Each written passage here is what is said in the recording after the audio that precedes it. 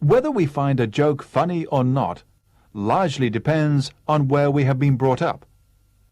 The sense of humor is mysteriously bound up with national characteristics. A Frenchman, for instance, might find it hard to laugh at a Russian joke. In the same way, a Russian might fail to see anything amusing in a joke which would make an Englishman laugh to tears. Most funny stories are based on comic situations. In spite of national differences, certain funny situations have a universal appeal.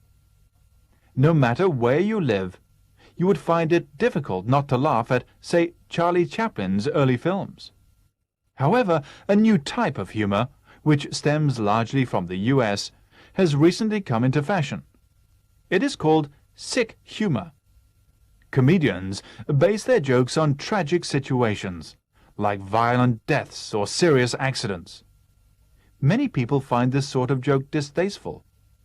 The following example of sick humor will enable you to judge for yourself.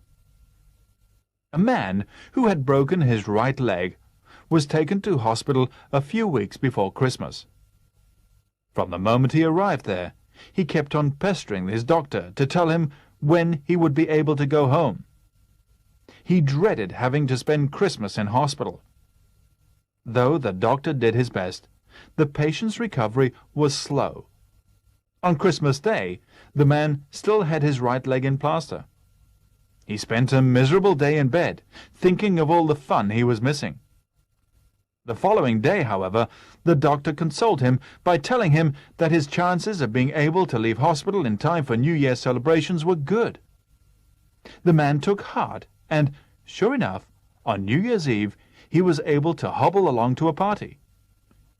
To compensate for his unpleasant experiences in hospital, the man drank a little more than was good for him. In the process, he enjoyed himself thoroughly and kept telling everybody how much he hated hospitals. He was still mumbling something about hospitals at the end of the party when he slipped on a piece of ice and broke his left leg.